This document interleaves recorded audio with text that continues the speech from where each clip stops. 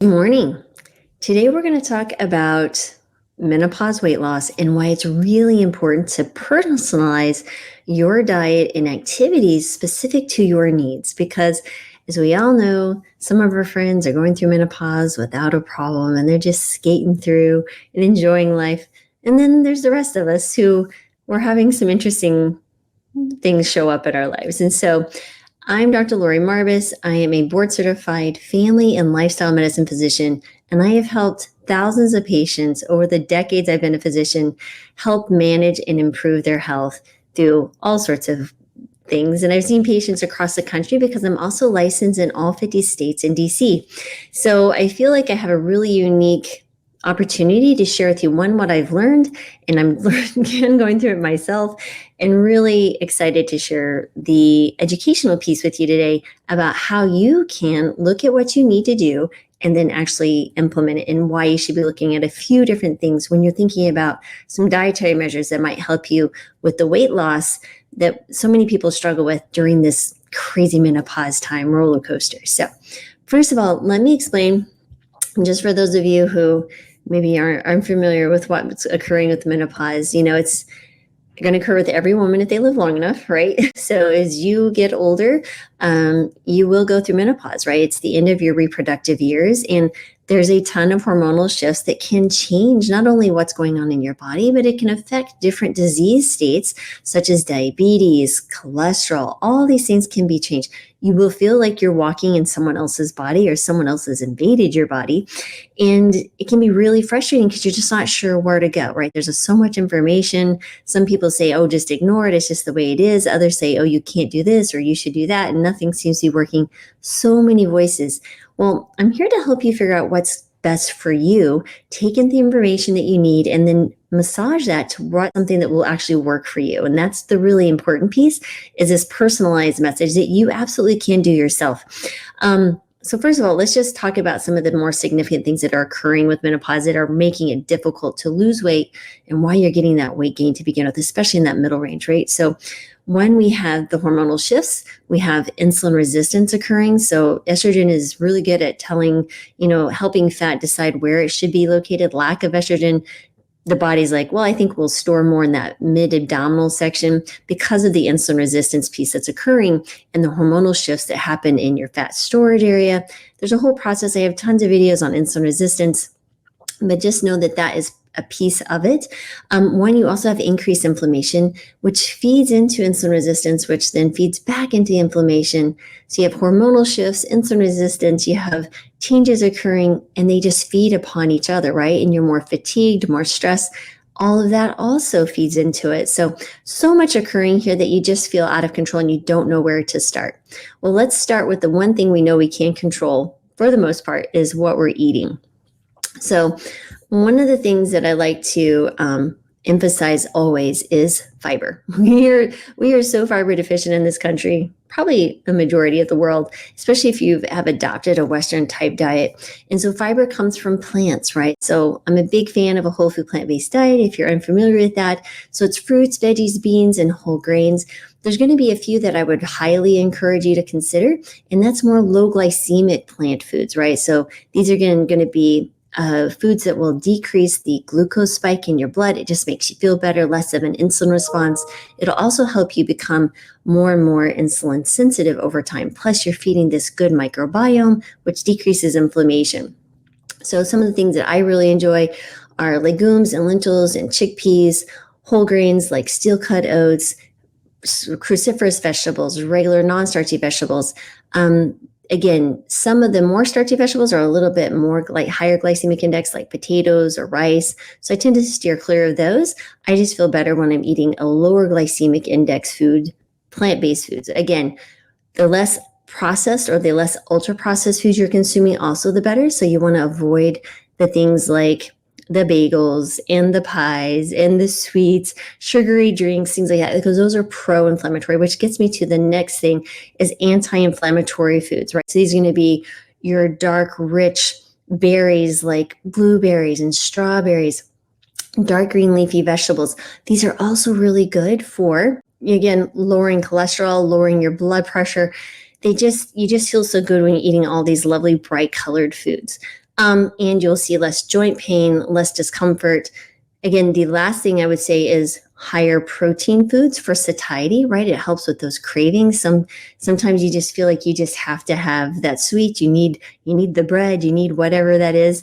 And the higher protein foods, especially earlier in the morning, are quite effective at improving your satiety, meaning that you're not going to be as hungry for later.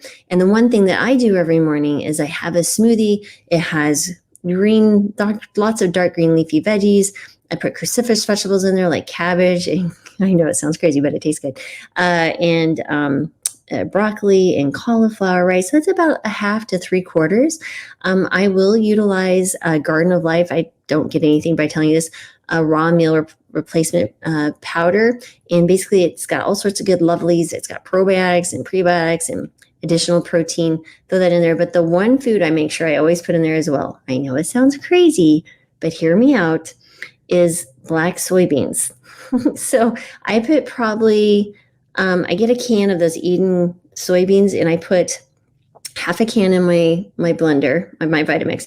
And then I add in the wild blueberries from Wyman's. I love dark red cherries. Again, these are anti-inflammatory foods. And then pineapple, frozen pineapple. So these are 3 frozen pineapple foods. And sometimes I'll throw in some amla powder and ground flaxseed if I remember. And then I use soy milk as my liquid. And I blend that up and I'll split that typically over 3 smoothies with people in the home, like my husband and my son if he's visiting and doing the other things. So those are the things that I would suggest. But the soy, what's really important to understand, soy is also going to support your menopausal health, right? So there's some really important isoflavone component or phytoestrogens that will help you with your menopause symptoms. And the beautiful thing is these compete and hit different types of estrogen receptors, and it competes with your natural estrogen. I know you're like, but I'm already lacking estrogen. But when you think about the benefits of phytoestrogens, what we want to see is that, stimulating bone growth, improving your insulin sensitivity, helping your cholesterol, great source of protein. These are wonderful things that come with soy foods. They decrease your risk for breast cancer, recurrence of breast cancer, increases survivability. And I have a cholesterol protocol. And one of the things I mentioned in my cholesterol lowering protocol is, 2 soy servings daily. So again, the one secret food, it's not so secret anymore, is soy and soybeans. They're kind of sweet tasting, so that it works okay and it makes the smoothie nice and creamy. I've been doing this for about maybe 6 weeks, 8 weeks, and it's going to be an ongoing thing for now. So anyway, I blend that up. I know it sounds like it can't taste good, but actually, guys, it really does. I've had other people try it. They're like surprised at what I put in there. Like, wow, this is actually quite refreshing. And satiety, again, the satiety piece is so important. The satiation and not feeling like you want to eat, 2 hours later. It's like sometimes when I eat oatmeal, I think I don't want to eat, I'll think, oh, this is so filling. But, hour and a half, 2 hours later, I'm like, man, I'm starting to get hungry again. But for me, this works really well. Drink it over half an hour. So your blood sugar goes like this. There's so much fiber, so much amazingness going on in that smoothie, but that's what I do. So just again, to personalize some of the things that you want to look for, maybe some lower glycemic foods, higher protein, and anti-inflammatory foods. That would be the group of foods that I would recommend. And then you're going to be hitting all those factors that are causing the weight gain, right? You're going to be improving your insulin sensitivity. You're going to be improving or decreasing those cravings because of the higher protein. And then the other thing that I'm going to mention that's really important here and why we want the higher protein beyond the satiety is to support your muscle mass, right? So remember, muscle mass is your metabolic furnace, right? This is a piece here that's so important that as we get older, we want to avoid the sarcopenia. So I do recommend at least trying to hit at least 1 gram per kilogram, which is 2.2 pounds of body weight. If you're within, a pretty decent range of your ideal body weight. And if you don't know what that is, just giving you some rough estimates here, maybe a BMI of around 23, that would be a great starting point. If you're under that, that's fine too. But again, just giving you some rough estimates. If you're morbidly obese or really struggling, 50 plus pounds to lose, you might want to be adjusting that protein level down more towards that. Where would you be at a BMI of 23? Because when you think about if someone has 100 or 200 pounds to lose, what you will see here is there's just so much. There's no way you can get all of those protein needs. And that would be too much, right? So again, that's the way I work, and it's worked really well with my patients. That's just my approach. Again, I'm just giving you some ideas of things that you can do on yourself, for yourself, and then encouraging resistance training, 2-3 times, preferably 3 times per week, just starting out small. It doesn't have to be anything big, starting with push-ups against a counter. I have a wonderful story of a patient who we started her with just a few push-ups against the counter, and she was older and didn't feel like she was, someone who was strong or could do something in the gym. So we just started where she was. And before you know it, in a few months, she was doing 60 push-ups against the counter. I give anybody a challenge to do that. And it was amazing because she was showing me, her guns. And so that was really fun to see such a wonderful thing happen to someone who was started with the journey of feeling less confident and not strong, and knowing that her body could shape it, but you just have to stimulate it in different circumstances and feed these foods to your body. Your body will respond. Now, of course, everybody has a different health journey. There's different challenges. You may not get to where you want to be perfectly. Like, you're not going to be like we were when we were 20, but you can at least move the needle. And one thing I really like to encourage people to think about is, right, so if you're heading north, right, and you just stay on north, you're going to keep going straight, right, and you head north. But what if you go 1 degree today? Let's say 1 degree, you start eating more fiber, you start doing some resistance training, nothing big, but you just start with the few push-ups against the counter, right? And over time, let's say that's the 1 degree. So now we're not heading north, but I'm just showing that this is where we would be if we kept going. You keep eating, if you had keep eating these unhealthy foods and those type of things, right? So here you are heading north, right? And now we just changed something. We just changed our food, we changed our resistance training. And now over time, as you see, we're changing our journey, right? You can see just that one little change, that tiny little change over time as the trajectory goes, you have massive change, right? And that delta gets bigger and bigger with consistency and just continuing to do those small changes. Just like when you learn to drive a car, the first time it was really awkward, but over time it just became easier and easier to the point you may not even remember how you got from point A to point B. And so that is really crucial if you want to think about these tiny changes, right? So again, personalize it to your journey where you are currently. But those are the things I would hopefully encourage you to kind of encourage with your diet.